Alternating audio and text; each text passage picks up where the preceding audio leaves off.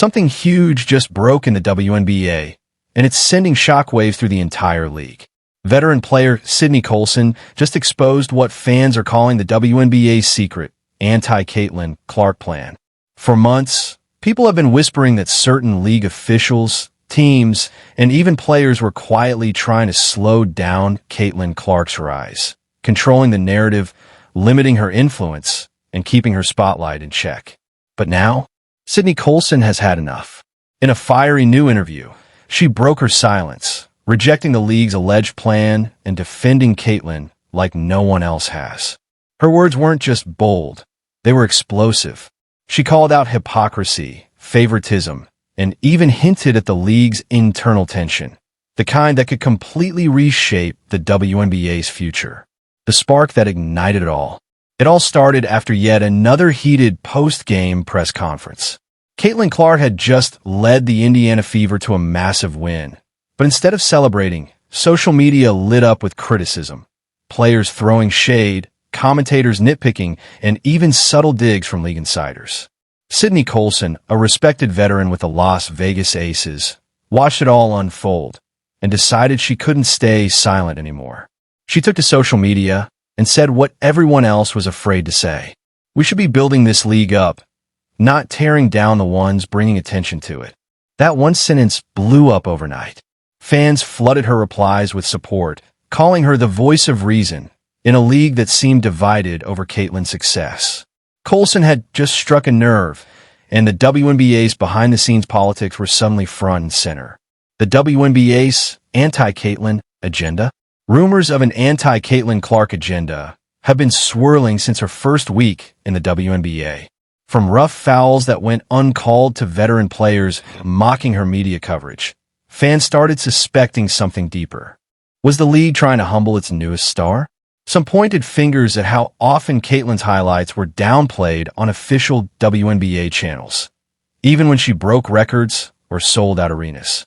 Behind closed doors, insiders allegedly wanted to balance the narrative, worried that the entire league was becoming the Caitlin show. But here's the thing. Caitlin is the reason for the WNBA's booming ratings, sponsorships, and ticket sales. And when Sydney Colson finally addressed it, she didn't mince words.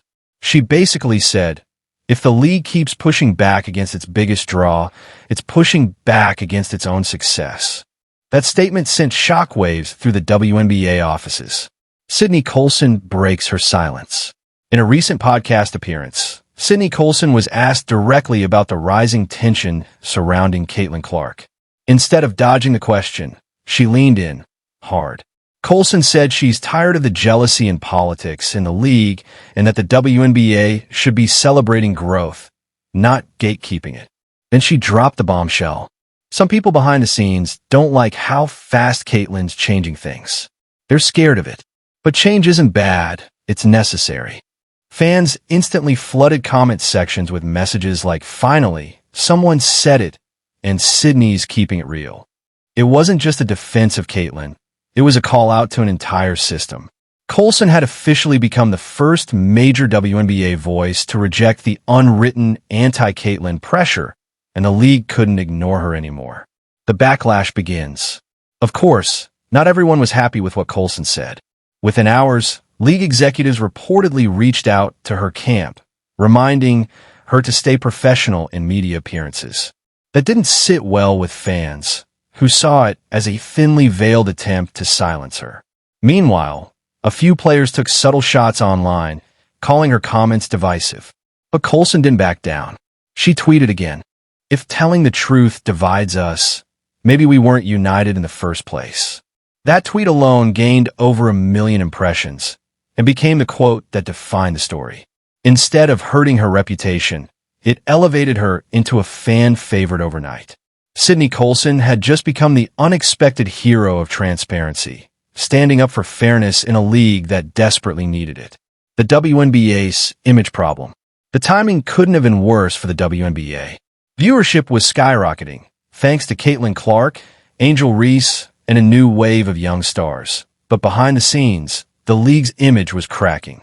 Reports of uneven officiating, biased media coverage, and internal tension started to leak out. Fans began asking hard questions. Why are some players treated like villains while others get protected? Sydney Colson's comments exposed that hypocrisy perfectly. She didn't just defend Caitlyn. She challenged the system that had grown comfortable keeping things small and predictable. The WNBA wants to grow into a global brand, but you can't do that if your own players are tearing each other down. Sydney's message was clear.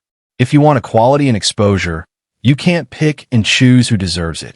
That truth hit hard, and it's one the league can't ignore. The fans rallied behind Colson. Fans didn't just agree with Sydney Colson, they celebrated her. Within 24 hours, hashtags like hashtag Team Sydney and hashtag Let Caitlyn Shine started trending across social media. Clips of her interview spread like wildfire on TikTok and YouTube, with fans praising her honesty and courage. Even sports analysts began weighing in, calling Colson's words a turning point for player integrity in the WNBA. One viral tweet summed it up perfectly. Sydney Colson didn't just speak for Caitlin Clark. She spoke for every player who's tired of fake politics in women's basketball. Suddenly, the narrative shifted. The so-called anti-Caitlyn movement wasn't just embarrassing. It was backfiring. The more they tried to silence Sydney, the louder her truth became. And the WNBA found itself in a new kind of spotlight, one it didn't control. Why Sydney said no? In a later interview, Sydney revealed what pushed her to speak up. She said she'd seen too many moments where the league's politics overshadowed the actual game. According to Colson, when you punish individuality or popularity, you're punishing progress. She admitted that she'd been approached before to tone things down when addressing controversial topics. But this time, she couldn't stay quiet. Caitlin Clark's impact, she said, wasn't something to fear. It was something to embrace.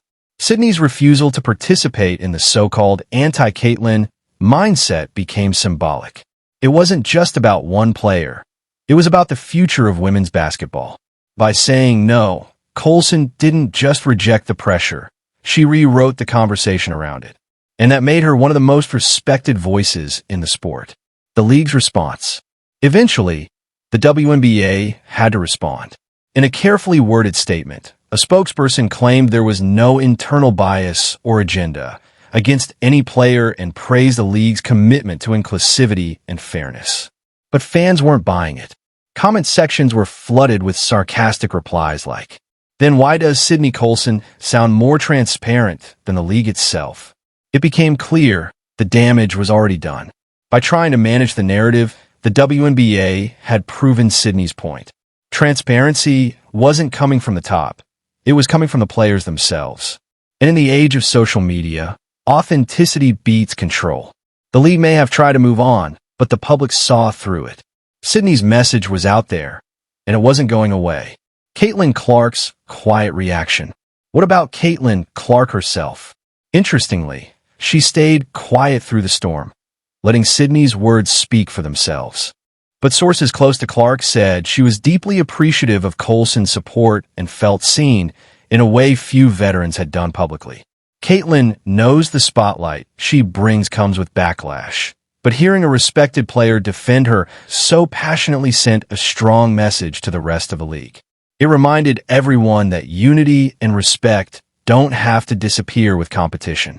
Caitlin didn't need to respond, because Sydney's stand was her response.